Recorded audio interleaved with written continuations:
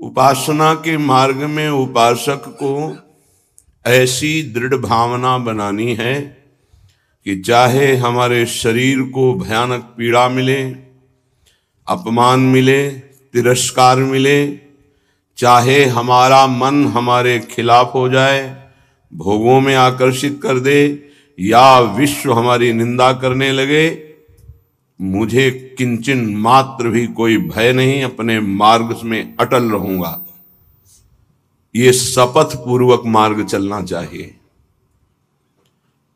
प्रारंभ में ही ये शपथ खा लेनी चाहिए, अब मैं प्रभु के मार्ग को नहीं छोड़ सकता, चाहे जितनी पीड़ा दी जाए या प्रलोभन दिया जाए। हर सुख का प्रलोभन माया देगी, प्रभु को नहीं छोड़ना है। जो उपासक सुख का लक्ष्य करके इस मार्ग में चलता है वो भ्रष्ट हो जाता है। वासनाएं साधना से दब जाती है, मिटती हैं भगवत साक्षात्कार या ब्रह्मबोध से। भगवत साक्षात्कार या ब्रह्मबोध तक पहुंचने के लिए उपासक को बहुत ही स्वभाव में गंभीरता, सहनशीलता ये लानी ही होगी। अगर वो गंभीर स्वभाव का नहीं है, अपनी बातें दूसरों से बताएगा तो परमार्थ से वंचित हो जाएगा। अनुभव की बातें या अपनी कमी की बातें दोनों नहीं बतानी। इष्ट देव जान रहे हैं, गुरुदेव जान रहे हैं। दूसरा कोई हमारे हृदय का परिवर्तन नहीं कर सकता। अगर हमारे हृदय का परिवर्तन कर सकता है तो हमारा आराध्य देव कर सकता है। आराध्य देव सर्वज्ञ है, इसलिए मुझे कहने की जरूरत नहीं। जो अनुभव हो रहा है उसे गुप्त रखो, क्योंकि वही अनुभव परमात्मा साक्षात्कार की मंजिल दृढ़ कर देगा। अगर अनुभव बताने लगे तो खाली हो जाओगे, परमार्थ में चलने की योग्यता खो दोगे। इस बात को धैर्यपूर्वक समझिए। चाहे जितना कष्ट हमें मिले, शारीरिक या मानसिक, हम प्रभु के मार्ग को अब छोड़ने वाले नहीं। ये शपथ खानी चाहिए। हम प्रभु के मार्ग में जैसे हैं वैसे ही चलेंगे। जितना सुधार प्रभु कराते जा रहे हैं उतना होता जा रहा है। हम प्रभु के मार्ग को नहीं छोड़ेंगे, चाहे जैसी परिस्थिति आ जाए। हम गिर सकते हैं, फिसल सकते हैं, लड़खड़ा सकते हैं, पर ना तो रुक सकते हैं और ना लौट सकते हैं। ये शपथ खानी चाहिए। अगर ये निष्ठा नहीं है तो फिर बहुत बड़ा भयावह दृश्य उपस्थित करेगी माया, भीतर और बाहर से। समय आएगा आप लड़खड़ा जाएंगे। आपको प्रलोभन ऐसा मिलेगा कि आप इसे छोड़ करके माया में रमण करें। प्रलोभन में बहुत मिठास नजर आती, पर होता बहुत जहर है। सकामता उत्पन्न होते ही जो जलन होती है वो सकामी पुरुष नहीं जानते, वो भगवत मार्ग के पथिक जानते हैं कि कामना कितना बड़ा जहर है और कैसे जलाती है रात दिन। इसलिए उपासक को निष्कामता पर ही अपनी स्थिति स्थापित करनी चाहिए। सकामता को तत्काल काटना चाहिए। अगर सकामता रही तो 20 वर्ष साधन करने के बाद भी वो भ्रष्ट हो जाएगा। इस शब्द को बहुत सूक्ष्मता से अनुभवपूर्वक बोल रहे हैं। छोटी सी दबी हुई वासना 20 वर्ष साधन करने के बाद भी वो अपना प्रबल रूप धारण कर लेगी और साधक को गिरा देगी। ढूंढ ढूंढ कर अंदर की वासनाओं को नाम जप के द्वारा भस्म किया जाता है। भजन के बल से उनका हृदय से पूर्ण अनादर करना होता है। अनादर ही उनका नाश है, आदर करना ही अपना नाश है। बस ये ध्यान रखना है। सकामता ही हमारा पतन है, निष्कामता ही हमारी स्थिति है। धैर्यपूर्वक सहन करना ही यात्रा है। सहन न कर पाना, टूट गए या प्रलोभन में आ गए तो इस मार्ग से गिर जाएंगे। देखो श्रीपाद प्रबोधानंद जी महाराज कैसी निष्ठा का वर्णन करते हैं। धाम की निष्ठा कह रहे हैं कि छिद्देत खडशः इदम यदि में शरीरम घोरा विपद विततयो यदि वा पतंती हाहंत हाहंत न तथापि भूयात् वृंदावनादितर तुच्छ पदे पिपाशा। बहुत उच्च कोटि की वृंदावन की निष्ठा है श्रीपाद प्रबोधानंद जी की। बलिहारी है इन महापुरुषों की कि इन्हीं के वचनों की जूठन पाकर अपने हृदय में कुछ निष्ठा आती है। नहीं तो ये शरीर राग हमें धाम निष्ठ, गुरु निष्ठ, नाम निष्ठ, भगवत निष्ठ ये नहीं होने देता। इस शरीर संबंध ही भगवत संबंध दृढ़ नहीं होने देता। अनंत जन्मों से हम भटक रहे इन्हीं शरीरों के संबंध में। ये पत्नी, ये पुत्र, ये पिता, ये माता, ये रिश्ते, ये नाते, ये सामग्री, ये भोग, ये बैंक बैलेंस, इसी का आश्रय लेकर हम भगवान से विमुख हो चुके हैं। कैसी अद्भुत निष्ठा। छिद्येत खडसा इदम यदि में शरीरम घोरा विपद विततयो यदि वा पतंती। यदि मेरे शरीर को पीड़ा पहुंचाई जाए वृंदावन में, अस्त्र शस्त्रों के द्वारा छेदन भेदन किया जाए, तो भी मैं कभी वृंदावन को नहीं छोड़ सकता। ये बात समझ लीजिए। बहुत बड़ी उपलब्धि है, बहुत बड़ा सौभाग्य है यदि आपको यहां एक दिन भी वास करने को मिल जाए। फिर जिनको आजीवन वास मिल गया है तो दुर्भाग्य है कि वो प्रिया प्रीतम का चिंतन नहीं करते हैं, सत्संग नहीं सुनते, श्री जी की लीलाओं का गायन चिंतन नहीं करते, व्यर्थ में समय नष्ट करते हैं। दिव्य कृपा हो गई वृंदावन वास की, पर उसका लाभ नहीं ले पा रहे। वृंदावन बसिके इतनो बड़ो सयान, जुगल चरण के भजन बिन निमिष न दीजे जान। पलक झपकने के समय को निमिष कहते हैं। इतना भी समय प्रिया प्रीतम के भजन से अगर खाली गया तो हमारा दुर्भाग्य है, हानि है, विपत्ति है। अगर निरंतर हमारा स्मरण वृंदावन में चल रहा है तो वास्तविक तन मन के वन से ये अब वृंदावन वास हो रहा है। इसीलिए उपासकों से प्रार्थना करते हैं कि उठते बैठते चलते फिरते नाम जप करते रहो, प्रिया प्रीतम को मत भूलो। ये तुम्हारा बैंक बैलेंस तुम्हारे साथ नहीं जाएगा, ये तुम्हारी प्रवीणता संसार के व्यवहार की ये नहीं जाएगी, ये तुम्हारा शरीर सुख या संपत्ति सुख ये तुम्हें प्रियालाल से वंचित कर देगा। इसका भरोसा मत करो, ये मायाकृत है। भरोसा करो प्रभु का, भले सब कुछ बना रहे, उसका भरोसा मत करो। ये सब टिकाऊ नहीं है, परिवर्तनशील है।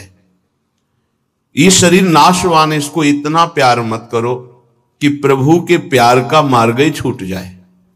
कैसा मंद बुद्धि हो जाती है उपासक की, कैसा विचार हो जाता है कि वो शरीर पोषण के लिए, इंद्रिय भोगों के लिए प्रभु को छोड़ देता है, धाम को छोड़ देता है। ऐसा है, वो धाम को छोड़ देता है, प्रभु को छोड़, एक विषय, एक इंद्रिय मन के साथ मिलकर ऐसी ठगाई की कि प्रभु से विमुख कर दिया, धाम से विमुख कर दिया, गुरु से विमुख कर दिया। तभी कहा शपथ पूर्वक इस मार्ग में चलना चाहिए। हम तो आए नहीं, हमें लाया गया है। यदि लाया गया है तो अब समझ में आया कि मेरे ऊपर कृपा हुई तो मैं शपथ खाता हूं कि अपने प्राण त्याग सकता हूं, लेकिन अपना मार्ग नहीं, पक्का। पर आजकल शपथ भी ऐसे ही खा ली जाती है, उसकी सत्यता, उसका निर्वाह करना बहुत कठिन हो जाता है। प्रतिज्ञा, शपथ ये सब में खवाई जाती है। अगर किसी भी डिपार्टमेंट में है तो उसको शपथ खवाई जाती है, आप ये गुप्त बात कभी किसी को नहीं बताएंगे, आप ऐसे चलेंगे, आप राष्ट्र की रक्षा करेंगे, आप शपथ खाइए कि धर्म पूर्वक सत्य पूर्वक अपने राष्ट्र के लिए प्राण समर्पित करेंगे। आप तो परमार्थ के प्रतीक हैं, अनंत ब्रह्मांडों के स्वामी के चरणारविंद के समीप परम पद प्राप्त करना है, तो आपको तो शपथ खानी ही होगी। क्यों? यदि शपथ पूर्वक नहीं चलोगे तो आपको माया भ्रष्ट कर देगी। शपथ पूर्वक चलने पर है कि गिरूंगा, लड़खड़ा जाऊंगा, लेकिन पैर से नहीं चल पाऊंगा तो घसील के चलूंगा, लेकिन चलूंगा प्रभु की तरफ ही। अर्थात बिल्कुल योग्यता न रह जाने पर भी हम प्रभु के ही मार्ग में रहेंगे। हमको प्रभु से अब कोई अलग नहीं कर सकता। ये निश्चय करो, इसमें बहुत बड़ी सामर्थ्य है। यदि हम परमार्थ को स्वीकार किया है, चाहे गृहस्थ में हो चाहे विरक्त में हो, अब चाहे हमारे शरीर को काट दिया जाए तो भी अंतिम समय हम राधा ही बोलेंगे। हमारे जीवन का उद्देश्य प्रभु ही है। श्रीधाम वृंदावन के वास की निष्ठा का परिचय दे रहे हैं ध्रुवदास जी। खंड खंड होए जाए तन, अंग अंग सत टूक, वृंदावन नहीं छाड़ियो, छाड़ी वो है बड़ी चूक। बड़ी चूक ये जो बाहर से भक्तजन आते हैं, इनके ऊपर श्री जी की कृपा है, पर आपका दुर्भाग्य हो जाएगा यदि इनसे आप घनिष्ठ अपनापन कर लिए। घनिष्ठ संबंध श्री जी से और श्री जी के संबंध से इनसे संबंध, डायरेक्ट हमारा कोई संबंध नहीं होना चाहिए, श्री जी के नाते से है, श्री जी के संबंध से है। एक बहुत अच्छे ब्रजरज सेवी महात्मा इसी संबंध में चूक हो गई। कुछ लोग बाहर से आए, ऐसा कभी किसी को नहीं करना चाहिए। बाहर से आने वालों को उनके 500 शुगर थी, बहुत अच्छे ब्रजरज सेवी और सरल स्वभाव संतों का हो जाता है, क्योंकि हमारी स्वामिनी का स्वभाव है अत्यंत दयालु, करुणामय, सहज, सरल। किन्हीं किन्हीं संतों का बाहरी स्वभाव नारियल की तरह होता है। नारियल ऊपर से कठोर होता है, वो अंदर से देखो तो बहुत मिठास वाली गिरी होगी, उसमें मीठा जल होगा, पर बाहर से कठोर रहता है, नीरस रहता है। ये स्वभाव होना ही चाहिए। निर्विकार परम पद की प्राप्ति के लिए हर साधक का स्वभाव इस नारियल की तरह होना चाहिए। बाहर से नीरस, जटिल, कठोर, अंदर से सुकोमल।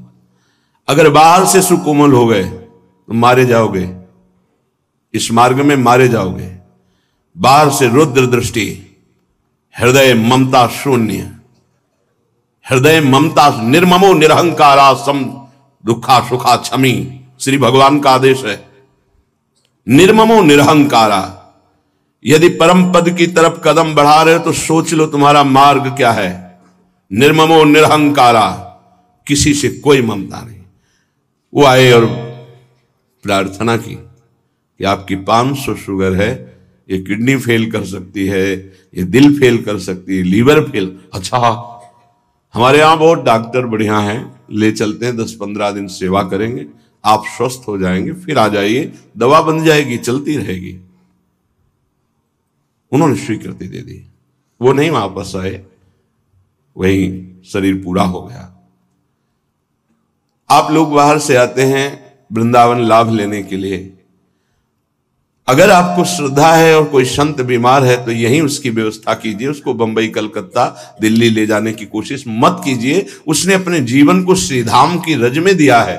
कष्ट से पीड़ित होने के कारण, प्रबल निष्ठा ना होने के कारण हो सकता है वो हामी भर दे, तो आपको नहीं ले जाना है। वो कहे भी तो नहीं ले जाना है, नहीं महाराज हम यही व्यवस्था करेंगे आपकी, तब तो आपकी सेवा मानी गई। आप उनको धाम छोड़वा दिए तो कौन सी अमरवती पिला देंगे आप?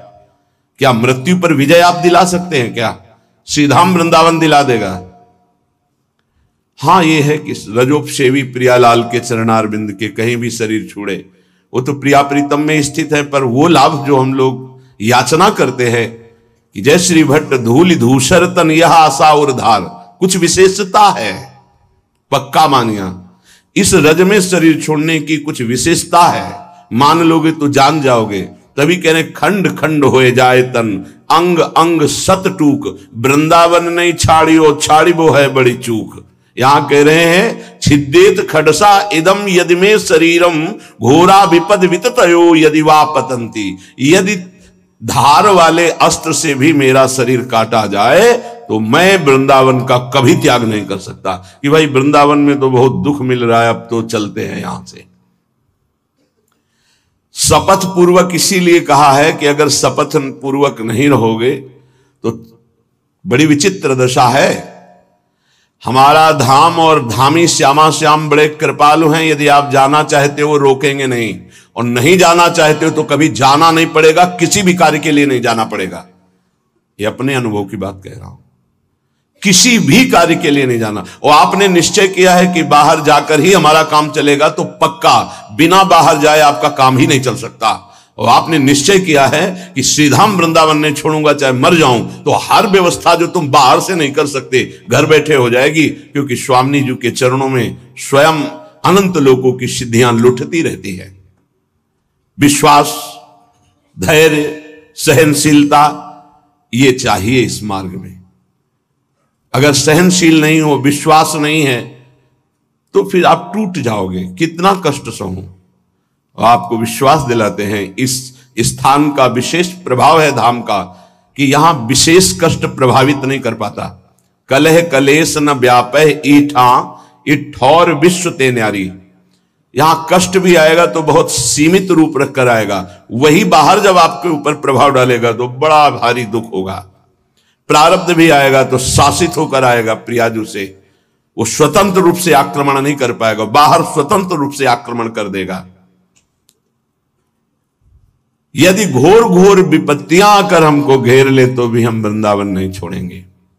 ये शपथ पूर्वक रहना चाहिए। घोर विपद विततयो यदि वा पतंती, घोर विपत्ति आ जाए तो भी मैं अपनी निष्ठा से नहीं गिरूंगा। काट डाला जाऊं तो भी, घोर विपत्तियां दुख आ जाए तो भी मैं श्रीधाम वृंदावन को नहीं छोड़ने वाला। हा हंत हंत न तथापि भूयाद वृंदावनादितर तुच्छ पदे पिपाशा। हाय हाय, श्रीपाद कह रहे हाय हाय, जो वृंदावन का वास मिला और उसे छोड़ करके किसी भी लाभ के लिए बाहर जाते हैं तो हाय हाय। हरिराम व्यास जी ने एक पद में लिखा है, इतनी बड़ी कृपा हो गई और इसके बाद भी तुम वृंदावन का आश्रय वास का प्रभाव न जानने के कारण अन्य आश्रय लेते हो, अन्य सहारा लेते हो और यहां छोड़कर जाते हो, तो मानो अपने सर पर पादुका चला रहे हो। अच्छा, स्वयं पतित पत्रकाण्यमृतवत्सुधा भक्षयन् तृषाह मिहिर नंदिनी शुचि पयोंजलि भी पिबन कदा मधुर राधिका रमण रास केली स्थली बिलोक्य रसमग्न धीर दिवसामि वृंदावनम। ये प्रायः तैयारी की जाती है, ध्यान रखना। जैसे किसी को आर्मी में जाना है तो दौड़ भाग ये सब, पहलवानी करना है तो दंड बैठक खान पान और युद्ध की कलाएं, कुश्ती की कलाएं सीखता है। ऐसे ही हम भगवत मार्ग में चल रहे हैं तो हमें पुष्ट भी होना है और युक्तियां भी सीखनी कि शत्रु को कैसे पराजित करना है, क्योंकि हमारे शत्रु अंतर में बैठे हुए हैं। हमारा एक भी शत्रु बाहर नहीं होना चाहिए, किसी से राग द्वेष नहीं, अंदर की वृत्ति से हमारी दुश्मनी है जो भगवत विमुख करने वाली है, उसको पछाड़ना है। तो कह रहे स्वयं पतित पत्रकाण्यमृत वत क्षुधा भक्षयन। अगर वृंदावन में हमें भोजन नहीं मिला तो हम सूखे पत्ते खा करके यहां अमृत के समान भोजन का भाव रख करके प्राण त्याग देंगे, लेकिन धाम नहीं छोड़ेंगे। सूखे पत्ते खा के कि मानो मैं अमृत पा रहा हूं, ऐसी भावना से, पर हम वृंदावन नहीं छोड़ सकते हैं। ये अपने लोगों ने अभ्यास किया, जानबूझ के अभ्यास किया है। ऐसी वृत्ति धारण की गई कि अगर हमको भोजन न मिले तो कई दिन तक हम भूखे रह सकते हैं और हमारे भजन में विक्षेप नहीं पड़ना चाहिए, और उसका अभ्यास पूरे जीवन चलाया गया। जब तक हम साधन पक्ष में हैं तब तक अभ्यास पूरा दृढ़ कर लेना चाहिए कि अगर हमें 4-5 दिन भोजन ना मिले तो हम भजन में विक्षेप ना पड़े, ऐसा अभ्यास कर लें। हम एकांत में बैठकर भजन करें, हम समाज में बैठकर भजन करें, हम बाजार में खड़े होकर भजन करें, हम यमुना के किनारे भजन, हमारा भजन का अभ्यास कहीं भी हमें बाधा ना पहुंचा पावे, ऐसा होना चाहिए। हमारी निष्ठा कितनी है, जरा विचार करके देखो कितनी है। तृषा मिहिर नंदिनी सुचि पयोंजलि भी पिवन, अगर प्यास लगेगी तो उसे जल से बुझा देंगे। गंगा जल में बड़ी सामर्थ्य रही है। अब आगे आपका तो हमें पता नहीं, लगभग 25-26 वर्ष हो गए वृंदावन की निष्ठा का जो स्वरूप गुरुदेव और रजरानी की कृपा से आया पालन हो रहा है। आगे श्री जी जाने।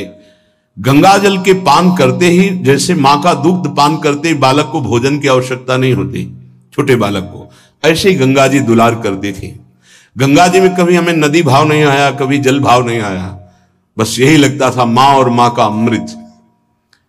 अंधेरे पे जाके जब गले से खड़े हो जाते तो कभी कभी मन कहता मगरमच्छ ना आ जाए, तो कहते उसके ऊपर हमारी मां भी विराजमान होंगी।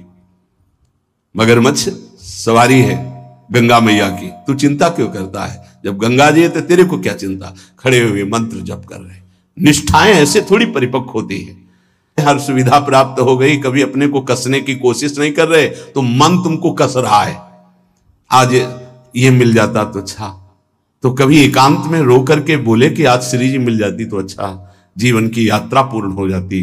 आज कहीं श्याम सुंदर मिल जाते, कहीं लाडली लाल मिल जाते। कभी ऐसी आकांक्षा, बड़ा दुख होता है हृदय में कि साधक आकांक्षा विषयों की करता है, वस्तुओं की करता है, वो प्रियालाल की क्यों नहीं करता है।